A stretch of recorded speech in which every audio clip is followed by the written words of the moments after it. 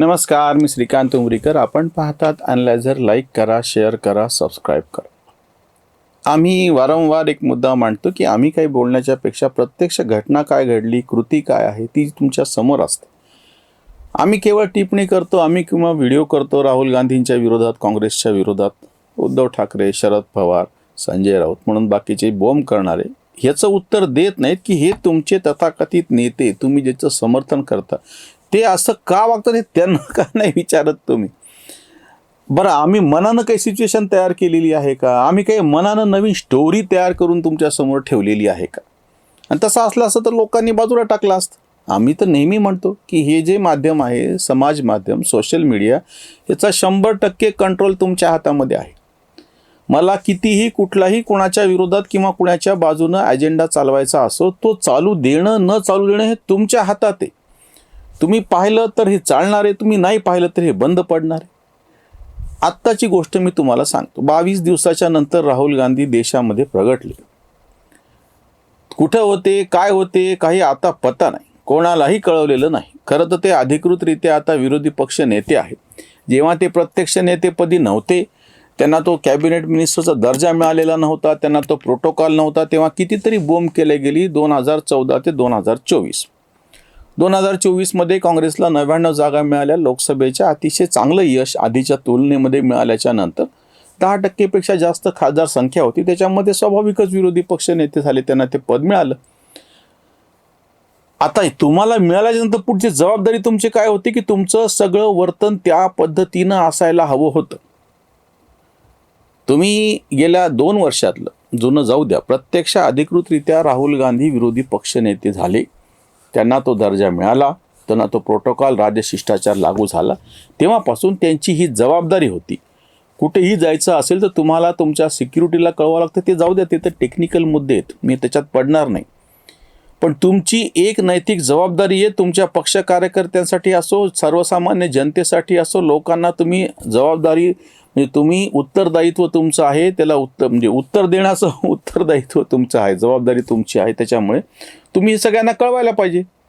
बरं, इतके उपर ही ठीक आहे, एक वेळ तुम्ही कुठं होते, काय होते, गायब राहिलात. ह्याच पद्धतीने जेव्हा अधिकृतरित्या सरकारी दौऱ्यावरती मोदी गेल्याच्या नंतर ह्यांनी बॉम्ब केलेली आणि त्याच्या सगळ्याच्या संदर्भातल्या सगळ्या बातम्या, सगळे प्रेस नोट, प्रेस ब्रीफिंग वगैरे रेग्युलरली येत राहतं. दौरा कुठे आहे, काय आहे, कुठं जाणार आहेत. बरं, त्याच्यामध्ये समजा एखादा खाजगी वेळ असेल तर तो पण मेन्शन केलेला असतो की हा भाग म्हणजे दौऱ्याचा हा भाग त्यांचा खाजगी आहे, त्याच्यातले बारकावे समोर आणले जाणार नाही. तसं राहुल गांधींनी सांगायचं. मग तुम्ही जर अपेक्षा लोकांकडून करत असाल तर पुन्हा मला वैयक्तिक राहुल गांधीच्या आयुष्यात घुसण्याचं काही इंटरेस्ट नाही. राहुल गांधी मौज मजेसाठी गेले का, सजेसाठी गेले का, योग करण्यासाठी गेले, ध्यानधारणा करण्यासाठी गेले, ते जाणे. मला काही देणं घेणं नाही त्याच्याशी. वैयक्तिक पातळीवरती तर नाहीच नाही. एक सार्वजनिक ह्याच्यामध्ये सामाजिक सोशल मीडियामध्ये एक चॅनल आम्ही चालवतो म्हणून सुद्धा नाही. पण जेव्हा तुम्ही स्वतः लोकप्रतिनिधी म्हणून मोदी आणि मोदीमधले बाकी सगळे मंत्री आणि त्यांच्या बाबतीमध्ये जी अपेक्षा करता, साधी गोष्ट आहे, मग तुमच्याकडून तीच अपेक्षा केली जाणार.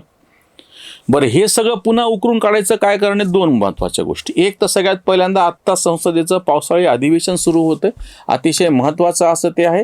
आणि सगळ्या राजकीय पार्श्वभूमीच्या म्हणजे सगळी पार्श्वभूमी पाहता त्याच्या बाबतीतलं इंडिया आघाडीचं धोरण काय आहे, त्याच्या बैठका होणे, सगळे ते धोरण ठरवणे ही महत्त्वाची गोष्ट आहे. आणि दुसरा भाग म्हणजे प्रत्यक्ष निवडणुका ज्या ज्या राज्यांमध्ये होऊ घातलेल्या त्या राज्यांमध्ये स्वतः काँग्रेसमधले मतभेद उफाळून वरती आलेले आहेत. जिथं काँग्रेसची सत्ता येऊ शकते, ज्याच्यावरती आम्ही यापूर्वी पण 2 व्हिडिओ केलेले आहेत, असं पंजाब. आता ह्या पंजाबमध्ये काँग्रेसच्या अंतर्गत जो वाद उफाळून वरती आलेला आहे, त्यांनी निरीक्षक पाठवले, पण त्यांच्याच्याने ते नियंत्रण होत नाहीये. या सगळ्या पार्श्वभूमीवरती राहुल गांधी तिथे प्रत्यक्ष देशामध्ये हजर राहणे, नुसतं हजर राहणे नाही, असणे आणि लोकांच्या, आपल्या कार्यकर्त्यांच्या, नेत्यांच्या भेटी घेऊन ह्या सगळ्या ज्या समस्या आहेत त्या सोडवणे. आणि तिसरं जे कारण आता आम्ही सांगतो आहोत की वायनाडमध्ये जिथं दरड कोसळलेली होती, दरड कोसळलेली नाहीये, माती ढासळली, आणि ती पण माती काही कुठल्याही नैसर्गिक कारणानं ढासळलेली नाहीये. कॉन्ट्रॅक्टरने, गुत्तेदारांनी अतिशय चूक पद्धतीनं उत्खनन केलेली जी सगळी माती होती, मुरुम होती, मलबा होता, दगड होता, जे काय सगळं होतं ते रचून ठेवायची जी पद्धत आहे ती पाळली नाही. त्याच्यामुळे थोडासा पाऊस आणि बाकीचं काही झालं की लगेच ते सगळं कोसळलं. त्याच्यामध्ये 8 लोकांचा मृत्यू झालेला आहे. राहुल गांधीचे एक वाक्य, जुना व्हिडिओ, आता मी प्रत्येक वेळी ते जुने व्हिडिओ काढून तुम्हाला काही दाखवत बसत नाही, की आता वायनाडमधला सगळ्या भारतातला एकच मतदारसंघ असा आहे की जिथे 2 खासदार आहेत. म्हणजे एक प्रियंका आणि एक स्वतः ज्यांनी ती जागा सोडली ते हे स्वतः राहुल गांधी द ग्रेट. आता या दोघांपैकी एकही खासदार तिकडे फिरकला नाही ना. गाव सगळा मामाचा आणि एक नाही कामाचा, अशी आमच्याकडं म्हण आहे. 2-2 खासदार आहेत पण एकही जर फिरकत नसेल तर तो कामाचा काय खासदार तिथल्या. ही त्यांची अपेक्षा आहे म्हणून सांगतो. आता त्यांचे प्रवक्ते नाकवरती करून शहाणपण शिकवायला लागलेत की ज्या ठिकाणी अशी नैसर्गिक आपत्ती झाली त्या ठिकाणी VIP जाऊन सगळ्या व्यवस्थेला वेठीत धरण्याची काही गरज नाही, फक्त त्याच्याकडे लक्ष द्यावं. हे आता सांगता येतं. हे बदमाश, हे शहाणे, जेव्हा की मणिपूरमध्ये मोदी गेले की नाही, अजून कुठं मोदी फिरकले की नाही, प्रत्येक गोष्टीसाठी हे बोंब करतात, प्रत्येक गोष्टीसाठी आरडाओरडा करतात. अरे माझा तुमच्या नेत्याच्या बाबतीत जरा बोला ना, उघडानं तोंड. हे सगळे लिब्रांडू विचारवंत अग्रलेखच्या अग्रलेख खरडतात. मोदी त्या हिमालयामध्ये गेले काय, ध्यानधारणा केली काय, मोदीच्या घरी वाईट गोष्ट घडली, त्यांच्या आईचा मृत्यू झाला काय, प्रत्येक गोष्टीत हे नाक खुपसून नको ते बोलतात. इथे आता प्रत्यक्षामध्ये सार्वजनिकरित्या तुमचाच मतदारसंघ असलेल्या त्या ठिकाणी ही अशी वाईट घटना घडलेली आहे. अजून एक त्याच्यातला गंभीर आरोप जो आहे ना, की जो थेट काँग्रेसवरती जातो. माधव गाडगीळ कमिटी तुम्ही नेमली होती UPAच्या काळात. माधव गाडगीळ समितीने दिलेल्या ज्या काही सगळ्या सूचना आहेत, पूर्ण सह्याद्री घाट हा इको सेन्सिटिव्ह झोन कसा आहे, या ठिकाणी कशा पद्धतीची कामं, म्हणजे कितपत विकास कामाच्या नावाखाली काही बांधकामं करायची नाही करायची, या सगळ्याच्या संबंधात तुम्हीच नेमलेल्या समितीचा अहवाल आहे. हा अहवाल पूर्णपणे धाब्यावर बसवून तुम्ही वायनाडमध्ये यापूर्वीसुद्धा अशा पद्धतीची कामं केली, त्याच्यामध्ये यापूर्वीसुद्धा त्या ठिकाणी अशा वाईट घटना घडलेल्या आहेत, लोकांचे प्राण गेलेले आहेत. तेव्हा तर भाजपचं सरकार नव्हतं. तुम्हीच नेमलेली समिती आहे, तुम्हीच नेमलेल्या समितीचा अहवाल आहे, त्या अहवालाच्या विरोधामध्ये तुमचं वर्तन आहे, त्याच्यामुळे लोकांचे बळी गेलेले, तर तरी तुम्ही परदेशात गायब आहेत. आणि आताचं तर हे लेटेस्ट प्रकरण आहे. आताही केरळमध्ये नुकतंच तुमचंच निवडून आलेलं सरकार होतं आणि आधीच्या सरकारने केलं म्हणा तर डाव्यांचं सरकार होतं. प्रत्येक गोष्टीचं बिल भाजपवरती फाडायचं, प्रत्येक गोष्टीच्या वेळेस मोदीच्या नावानं शिव्याशाप द्यायचे. तुमचं विरोधी पक्ष म्हणून ते कर्तव्य म्हणून मी बाजूला ठेवतो तो विषय. पण इथं तर प्रत्यक्ष मोदींचा भाजपचा काहीच संबंध नाही ना. यापूर्वीसुद्धा या सगळ्या म्हणलं ना की ह्या ज्या सह्याद्री पर्वताच्या रांगा आहेत, ह्या सगळ्या इको सेन्सिटिव्ह झोन म्हणून जागतिक पातळीवरती जिथं पर्यावरणाची सगळ्यात जास्त विविधता आहे, म्हणजे वन्यजीवांची म्हणा किंवा वनस्पती आणि त्या सगळ्याची म्हणा, बायोडायव्हर्सिटी ही सह्याद्रीमध्ये सगळ्यात मोठी आहे. म्हणून त्याच्यावरती समितीने अहवाल दिलेला आहे. मग त्या अहवालाप्रमाणे कारवाई करणं तुमचं काम आहे की नाही? नाही. तुम्ही ते सगळं बाजूला ठेवणार. इतके उपर सगळं झाल्याच्या नंतर जेव्हा केव्हा अशा काही वाईट घटना घडतात तेव्हा तुमचं काम नाही का तिथं जायचं? तर तुम्ही मस्तपैकी परदेशामध्ये बसून मजा करायला लागला.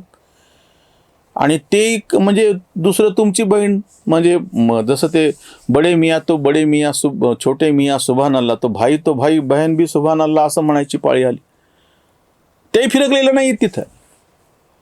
तुमचा मुख्यमंत्री तिथं आहे, केरळमध्ये तुमचं सरकार आहे, तिथे एखादी वाईट घटना घडलेली आहे, तुम्ही तिथले प्रत्यक्ष लोकप्रतिनिधी आहात आणि तुमची जबाबदारी नाही त्या ठिकाणी फिरकायची. एरवी तुम्ही शहाणपण शिकवता, एरवी तुम्ही बोलता, ती हिंदी म्हणजे आम्ही नेहमी वापरतो.